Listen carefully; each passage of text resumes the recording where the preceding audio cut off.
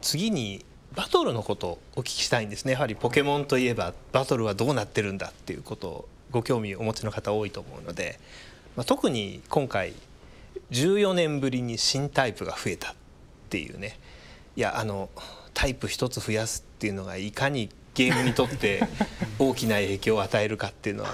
ちょっと考えただけで恐ろしいんですけど、これまで積み上げてきたいろんな関係が一つでバランスがガラリと変わるはずなので、でもそれでも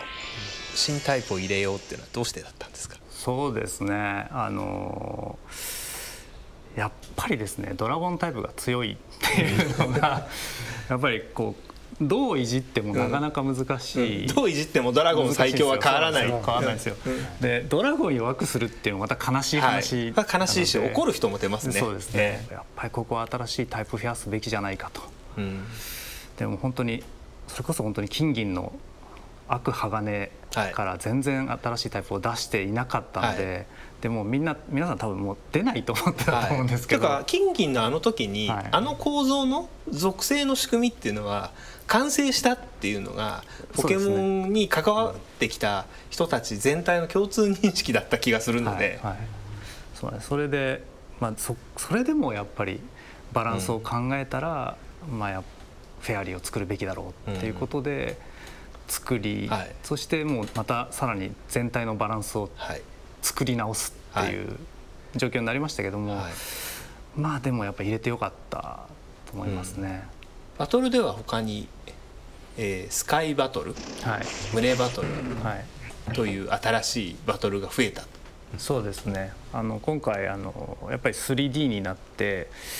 で遠くの人同士がちょっとバトルするための仕組みを考えてみようかなと思って、それで遠くの人なんですけど空高く舞える、飛行タイプのポケモンであればバトルができるっていうので、カメラもいろんな角度から回すこともできるしっていう表現の新しさとしてスカイバトルっていうのを今回は入れてみました。群れバトルはポケモンって本当に強いポケモンを出してしまうとそのポケモンを使ってどんどん先に進めるので、力押しになるんですよね。でそれをやめさせるためには、そんなに強いポケモンを草むらに野放しにできないんですよ。なるほど。なのでその時にそれでもやっぱり自分がピンチになるようなバランス感覚、緊張感があって、そうなんですよ。でも単体ではそんなに強くないっていう構造でやるために遊ぼうと思うといっぱい出すっていう。意外と際どいバランスでくるとちょっとパニックになるっていうか、逃げるをしてしまったようなんですけど、やばい5ターン対1ターンみたいな戦いになったりするので、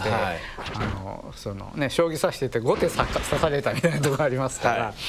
それはね結構答えますよね。普段なら絶対負けないつもりの自分があっという間に追い込まれるみたいなことが味わえる。でも全体的に攻撃できる技で一気に一掃するとか、そういう時にたくさん経験値ももらえるし、そういう新しいバランスが生まれたなっていう感じはしました。